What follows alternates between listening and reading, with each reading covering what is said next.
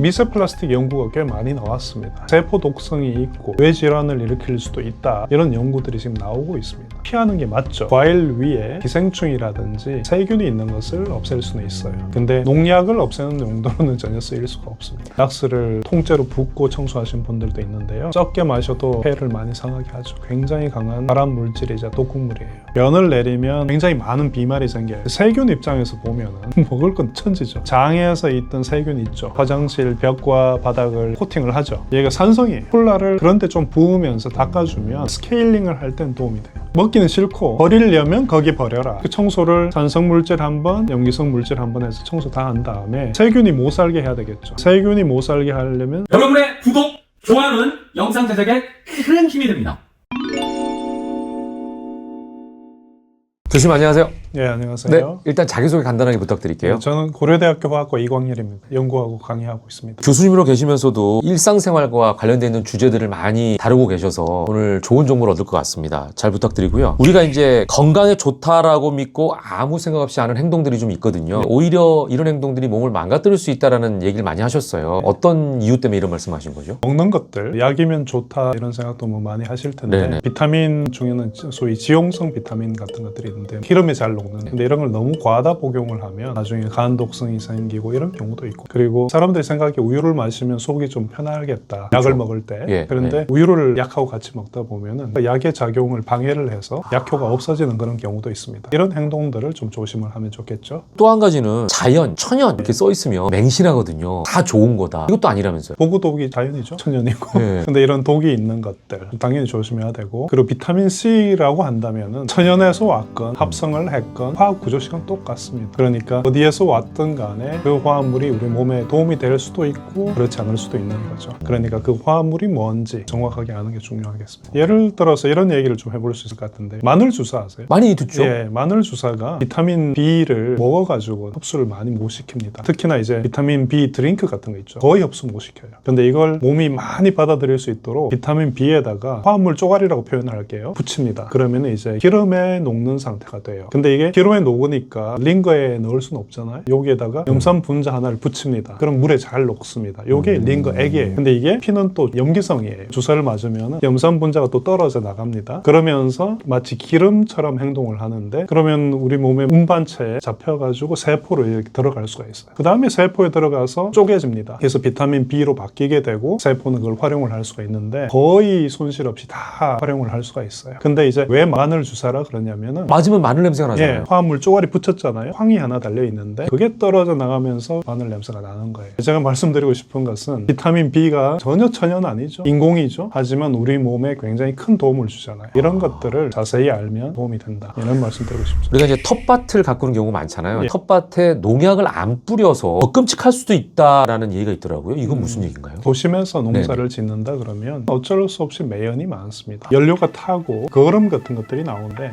그때 PAH라는 고리가 여러 개가 있는 화합물이 생깁니다. 이런 것들은 몸속으로 들어오면 굉장히 강력한 발암 물질이에요. 매연이 많은 곳은 무조건 나쁜 겁니다. 이런 것들이 깻잎 이런 걸 길렀는데 위에 이렇게 쌓이게 되면 물에 잘 안 녹아요. 씻어내려고 해도 잘 안 떨어져 나가니까 어쩔 수 없이 먹게 되는 거죠. 그러니까 특히 이런 이파리 채소를 기를 때는 주변에 매연이 없는 곳, 이런 곳을 골라서 하시는 게 좋겠습니다. 자, 우리가 이제 채소라든지 과일에 이제 농약을 치게 되고, 물론 이제 먹을 때쯤에는 잔류 농약 양이 줄겠지만, 그럼에도 불구하고 주부 입장에서는 이걸 제거하고 싶잖아요. 미국 연구에서는 농약 제거는 식초가 1등이다. 이것도 맞는 얘기입니까? 분명하게 말씀드리고 싶은 것은 연구가 어떤 식으로 됐는지를 우리가 알아야 됩니다. 거기에서 쓰였던 식초의 양은 아세트산이 10% 정도 되는 그 원액입니다. 진한 식초예요. 진한 식초를 과일이나 채소에 붓고 푹 잠기게 해서 20분, 30분 동안 둔 거예요. 그것과 베이킹소다 이런 거 아주 높은 농도, 물 이렇게 서로 비교한 건데, 우리가 일상생활에서 그런 농도를 쓸 일이 없어요. 그렇죠. 집에 있는 식초 한두 스푼 넣잖아요. 한두 스푼 넣어서는 아무 소용없어요. 약간의 살균 효과는 기대할 수 있죠. 농약을 씻어내는 용도로는 맹물 쓰는 거하고 다를 바가 없습니다. 사람들이 과일이 이렇게 농약 성분이 위험하다라고 알고 있고 걱정이 많다 보니까 락스를 쓰는 경우도 있거든요. 과일 세척에 쓰이긴 해요. 락스를 그냥 쓰는 건 아니고 아주 많이 물켜야 됩니다. 락스통 뒤에 과일 세정용을 쓰려면 몇 배로 물켜라 라고 있습니다. 그러면 뭐가 좋으냐면 과일 위에 기생충이라든지 세균이 있는 것을 없앨 수 수는 있어요. 근데 농약을 없애는 용도로는 전혀 쓰일 수가 없습니다. 그러니까 물 켜서 세균을 죽인다.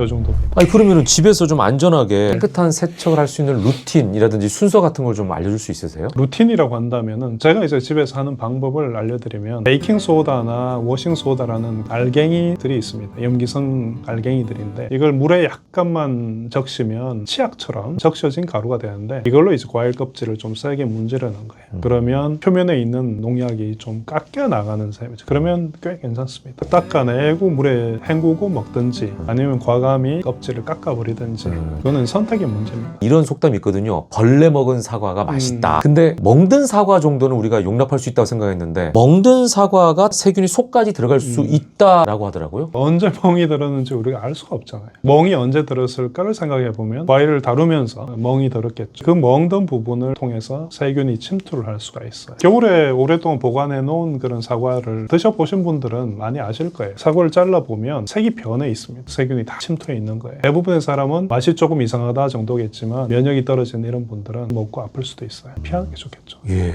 자, 그리고 전자레인지를 활용하는데 용기를 넣었을 때 어떤 거는 가능하고 어떤 건 되지 않고 금속을 넣으면 안 된다는 정도는 알고 있는데 교수님께서 좀 정리해 주시는 것도 일상생활에 도움이 될 것 같아요. 딱 두 가지만 기억하시면 되죠. 플라스틱 중에는 PE, PP, 폴리에틸렌 폴리프로필렌이라는 것이 있는데 PE나 PP라는 이름을 가지는 고분자는 전자레인지 안에서 사용 가능하다고 되어 있습니다. 그리고 뭐 유리 용기나 도자기 그런 용기는 당연히 이제 전자레인지에 쓸 수 있죠. PE나 PP가 왜 쓸 수 있느냐를 말씀드리면은 우리가 쓰는 플라스틱들은 반드시 출발 물질이 있습니다. 이런 출발 물질들을 여러 개를 연결시킨 것이 바로 고분자입니다. 이게 또 플라스틱이고요. 근데 출발 물질이 기체였던 것들, 폴리에틸렌, PE는 에틸렌 기체, PP는 프로필렌 기체. 그래서 설령 나중에 플라스틱이 분해가 되더라도 원료 물질이 기체였죠.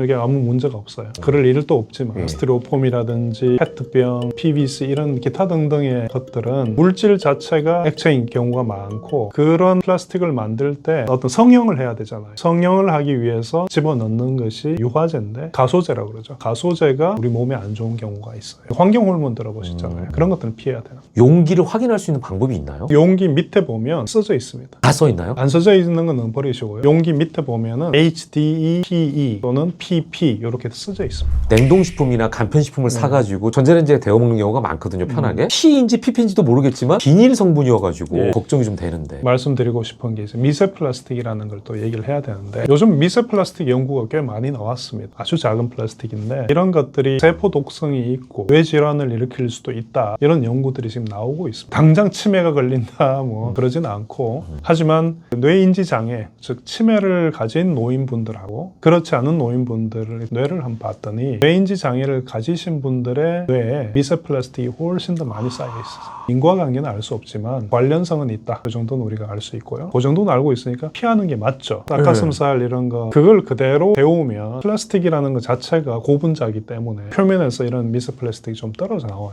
그릇에 옮겨서 데우시든지 이렇게 하는 게 좋겠죠. 우리가 캔 음식을 또 많이 먹잖아요. 근데 이 캔 안쪽도 플라스틱 코팅이 돼 있다고 그러더라고요. 코카콜라 캔 같은 거 있잖아요. 그걸 바깥에 코팅된 부분을 싹 긁어내고 그러면 남는 게 알루미늄인데 이걸 산에다가 담급니다. 그러면 알루미늄이 싹 녹아 나가겠죠. 그러고 나면은 병 모양의 플라스틱이 남아있어요. 그 속에 코팅이 돼 있어요. 이게 PC라는 주로 PC 고분자인데 그게 뭐냐면 생수통으로 쓰는 큰 통이 있죠. 그런 재질의 고분자입니다. 이것도 건강에 안 좋은 거예요? BPA라는 환경 호르몬으로 의심되는 물질들이 녹아 나올 수 있습니다. 근데 콜라 같은 경우는 환경 호르몬이 안 좋아서 그러기보다는 설탕하고 그 속에 들어있는 다른 것 때문에 더 나쁘겠죠. 요리할 때도 위험한 부분들이 도사리고 있는 게 있던데 너무 고온 조리를 해도 위험하다면서요? 화합물은요 고온으로 가열하면 무조건 뭔가 새로운 게 생기는 것 중에는 발암 물질들이 있습니다. 너무 높은 온도로 가열하는 거 권하고 싶진 않아요. 음식을 섭취를 할 때 되도록이면 낮은 온도에서 가열을 하는 것을 권하고 싶고 그러면 발암 물질이 생길 가능성이 좀 더 낮으니까요. 기름 또한 고온에서는 위험한 거죠? 그렇죠. 기름이 PAH 중에서도 벤조피렌이라는 걸 참 많이 만들어냅니다. 기름 요리를 할 때 아주 고온에서 가열을 하면 어느 순간 연기가 펄펄 나죠. 그 온도 정도 되면 말씀드린 벤조피렌 같은 것들이 만들어지는 온도예요. 발연점에 도달하지 않도록 하는 게 굉장히 중요합니다. 우리가 또 알고 있는 게 튀김을 많이 먹으면 몸에 안 좋다고 생각하잖아요. 우리가 먹는 식물성 기름들은 탄소 사슬에 이중결합이라는 게 있는데 이게 네네. 이제 불포화 지방이란 건데요. 불포화 지방이 있는 것들은 높은 온도에서 산소를 만나면 산소가 끼어 들어갑니다. 과학적으로 표현하면 산화겠지만 일상생활에서는 이 산패라고 표현을 할 수 있어요. 썩는 거예요, 네. 기름이. 기름을 산소 조건에서 높은 온도에서 가열을 계속 하는 것은 이중결합에 산소를 끼워 넣으면서 무언가를 만드는데 이 물질이 우리 몸속에 들어가면 염증을 잘 일으킵니다. 튀김 요리를 너무 좋아하시는 분들은 몸속에 염증이 생길 가능성이 높죠. 튀김 얘기하다 보니까 명절 때 문화가 생각이 나거든요. 네. 명절 분위기를 내는 데는 전만한 게 없거든요. 네. 전을 많이 붙여두는 문화. 이거는 교수님께서 죽자는 얘기다라고 표현을 하셨어요. 전을 너무 많이 붙였을 때 반드시 보관해야 되잖아요. 그렇죠. 세균에 의한 식중독 같은 것을 미연에 방지하고 싶다면 너무 많이 만들어서 냉장 보관하는 것은 피하고 싶고, 전을 붙일 때 우리가 기름을 깨끗하게 바꾸면서 하지 않죠. 산패된 기름을 사용할 가능성이 높고, 냉장 보관을 할 때 또 산패가 될 수 있죠. 냉장고 속에서 만든 상태에서는 냉동 보관을 하시고, 냉장 보관을 오랫동안 하는 건 좀 권하지 않습니다. 무조건 남는다면 냉동 보관을 권한다. 예. 결국 교수님의 메시지를 들어보니까 화학을 잘 알면 건강도 지킨다 생각이 드네요. 지금 말씀하신 게 우리 생활과 직결된 얘기들이잖아요. 예. 많은 분들이요, 화학이라는 말에 거부감이 굉장히 많으세요. 화학 그러면 떡국물 이런 생각을 많이 맞아요, 하시는데 맞아요. 네. 뭐를 아셔야 되냐면 우리 몸이 전부 다 화합물로 이루어져 있습니다. 단백질, 지방, 우리 몸을 이루는 모든 구성체가 내 몸속에 뭐를 넣느냐에 따라서 이 속에서 화학 반응이 일어날 수도 있고, 좋은 반응이 일어나면 건강해질 거고 그렇지 않으면 나쁜 반응이 일어날 거니까 무조건 무서워만 하지 말고, 아까 마늘 주사 속에 들어간 비타민 B는 화학 처리를 많이 한 거지만 우리를 안 아프게 해주는 좋은 거잖아요. 인공이라고 배척하지만 말고, 천연이라고 무조건 좋아하지만 말고 정확하게 알고 생활하자. 이게 제가 드리고 싶은 메시지입니다. 말씀을 들어보니까 우리가 하는 모든 것들이 화학과 직결돼 있다. 네. 이 생각이 드네요. 예, 오늘 말씀 고맙습니다. 네. 자, 교수님, 우리가 또 실생활에 대한 얘기를 좀 질문 드려볼게요. 화장실 청소를 잘못하면 사람이 죽을 수도 있나요? 있습니다. 집에 있는 가장 위험한 거 두 가지만 얘기 드린다면 네네. 락스가 제일 위험하고, 배수구 클리너 있잖아요. 뚜러뻥 같은 거. 예. 그런 게 굉장히 강한 염기인데 그것도 굉장히 위험할 수 있습니다. 언제 위험해지는가를 좀 말씀드리면, 락스가 자체가 가진 독성도 있죠. 근데 락스가 산성 물질하고 만나면, 식초라든지 구연산 이런 산성 물질을 만나면 염소 기체가 생깁니다. 네. 염소 기체는 우리가 마시게 되면 죽을 수도 있는 그런 독극물이죠. 적게 마셔도 폐를 많이 상하게 하죠. 그리고 락스가 암모니아하고 만나면은 클로라민이라는 물질을 만듭니다. 이게 또 굉장히 강한 발암 물질이자 독극물이에요. 그러니까 정말 지저분한 화장실에 락스를 통째로 붓고 청소하신 분들도 있는데요. 굉장히 위험한 행동. 그리고 배수구 클리너 같은 경우, 세정제 같은 경우에 굉장히 강한 염기성인데, 만약에 손등에 저처럼 이제 털이 있는 사람들이 배수구 클리너에 손을 담갔다가 이렇게 빼잖아요. 그럼 털이 싹 없어집니다. 다 녹는다는 얘기네요. 예, 이게 단백질 무지 잘 녹여요. 그리고 지방도 싹 녹여내요. 그리고 이게 염기성이다 보니까 정말 멋모르고 마셨다. 그러면 이 위에 벽에 있는 단백질, 지방 부분을 녹여버리게 돼요. 굉장히 위험한 이런 것들 조심하셔야 돼요. 근데 락스 그러면은 깨끗하게 청소하는 물질이라고만 네. 또 생각하는 경우가 많거든요. 워낙 친근하기도 하고 쉽게 살 수가 있거든요. 올바른 사용법 같은 걸 꼭 알아야겠네요. 알아야 되죠. 절대 마시면 안 돼요. 그렇죠. 나쁜 마음을 가지고 스스로를 해치려고 마시는 경우도 있죠. 그런 분들 정말 고치기 힘들다고 해요. 예. 그러니까 정말 조심하셔야 되고, 우리가 일상생활에서 염소 기체를 마시면 안 되잖아요. 그러니까 함부로 섞는 걸 절대 하지 말아야 돼요. 그리고 화장실에 이런 락스 청소를 할 때 반드시 환기를 잘 해줘야 되겠습니다. 조금만 더 말씀드리면, 락스를 어떻게 만드는지를 알려드릴게요. 공장에서 어떻게 만드냐면, 염소 기체하고 뚜러뻥 얘기했죠. 그런 굉장히 강한 염기를 섞어주면 차염소산 나트륨이라고 하는 락스 성분이 만들어집니다. 염기하고 염소 기체를 만나게 하면 락스가 만들어지는데, 화학 반응은 언제나 이 시소 게임이에요. 그래서 그 염소 기체가 있었고 수소산 나트륨이 있었잖아요. 이 수소산 나트륨을 산으로 중화를 해서 없애버리면 염소 기체가 많이 생깁니다. 그리고 원래는 여러 산이 있어서 락스가 다시 염소 기체가 되는 게 어려워요. 근데 이걸 끓이잖아요. 잘 갑니다.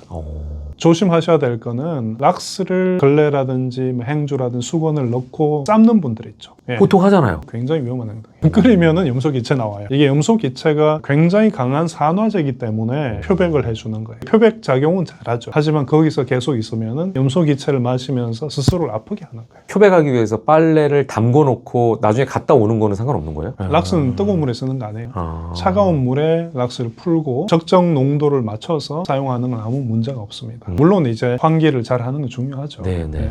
화장실이 더러운 이유가 예. 물때 때문이라고 보통 생각을 하는데 물때가 아니라 세균 먹이라면서요? 그렇죠. 변을 내리면 그대로 내려간다고 생각하지만 실제는 그렇지 않습니다. 변을 내리면 굉장히 작은 똥덩어리가 이 비마른 상태로 날아옵니다. 물이 한번 소용돌이 치잖아요. 예, 그때 굉장히 많은 비말이 생겨요. 기침을 하면은 비말이 나오듯이 예. 화장실에서 이제 비말이 나오는데 그 속에는 장에서 있던 세균이 있죠. 비말이 돼서 화장실 벽과 바닥을 코팅을 하죠. 뚜껑 닫고 이제 해야 되는 거고요. 그 다음에 씻으면 우리 몸에 있던 피지 성분 많이 있잖아요. 각질도 많이 있잖아요. 이런 것들이 비누에 의해서 떨어져 나와서 화장실 벽에 붙게 되는데 세균 입장에서 보면은 먹을 건 천지죠. 단백질, 지방, 섬유질도 세균도 잘 먹고 사니까 세균 입장에서는 이건 뭐 그냥 부패 천국이에요. 물이 있고 먹을 게 있고 그러니까 엄청 잘 살죠, 세균이. 곰팡이도 잘 살고. 그러면은 그 어떤 공간보다 화장실이 제일 위험하다고 볼 수 있는 거예요? 겉으로 보기에 깨끗해 보이는 화장실도 실제로 그다지 깨끗하지 않을 수가 있고, 그렇기 때문에 언제 문제가 생기느냐를 좀 생각을 해보면 네. 세균하고 곰팡이가 있을 때 건강에 위험이 생기니까 세균하고 곰팡이를 안 생기게 하는 게 좋겠죠. 그 방법을 알면 그래도 이 더러운 화장실이지만은 우리에게 큰 위해는 끼치지 않을 수 있다. 화장실을 어떻게 잘 사용해야 되는지를 알려주시면 도움이 될 것 같아요. 간단한 방법을 알려드리면 네. 물때라고 하는 것이 뭐냐를 이해를 해야 되는데, 먼저 우리가 마시는 물, 어떤 물도 석회석 성분이 녹아 있습니다. 수전에 보면 흰 자국 생기죠. 미네랄 부분이 마르면서 생긴 건데 거기에 석회석 성분이 있어요. 잘 안 녹아요. 그 다음에 물 속에 또 칼슘 이온이 있죠. 비누하고 만나면은 비누때라는 걸 만드는데 이게 물에 안 녹아요. 그 다음에 몸에서 나온 것들, 각질, 이 모든 것들이 화장실에 있는 거거든요. 요걸 순서대로 없애면 돼요. 먼저 석회석 성분하고 비누때, 요거는 산성 물질에 잘 녹습니다. 식초라든지 구연산 같은 것을 이용을 해서 닦아주면 하얀 가루들, 비누때 같은 까지 다 잘 없앨 수가 있어요. 세균이 거기서 위에서 살고 있다고 하더라도 손잡이가 없어진 셈이죠. 한번 씻겨 나왔고, 그러고도 이제 남아있는 지방, 단백질 같은 걸 없애주면 되는데, 요건 또 염기성 성분이 잘 없앱니다. 그래서 제가 베이킹소다 쓰지 말고 워싱소다라는 걸 쓰라고 자꾸 말씀드리는데, 워싱소다가 지방하고 단백질 부분을 잘 제거할 수 있어요. 그 청소를 산성물질 한 번, 염기성 물질 한 번 해서 청소 다 한 다음에 세균이 못 살게 해야 되겠죠. 세균이 못 살게 하려면 살균제를 쓰면 되는데, 락스는 좀 세니까 우리 몸도 다칠 수 있으니까 과산화수소 계열을 쓰면 되겠다. 락스의 대체 물질이네요. 대체 물질인데 훨씬 더 약한 과탄산소다라는 게 있는데, 검은 곰팡이가 피고 하는 곳은 딱 정해져 있어요. 그런 곳에 조금만 뿌려놓으면 돼요. 물이 한 방울 날아와야 곰팡이건 세균이건 먹고 살겠죠. 근데 물이 딱 한 방울 떨어지면 과탄산소다에 녹아있던 과산화수소가 워싱소다와 함께 같이 녹아 나옵니다. 과산화수소가 녹아 나오니까 세균을 죽이죠. 계속 관리가 되는 거예요. 과탄산 소다는 우리 몸에는 유해하지 않은 거예요? 우리가 소독약 쓰는 게 과산화수소죠. 3% 뭐 이런 농도에서 쓰는데 과탄산소다를 그렇게 뿌려놓으면은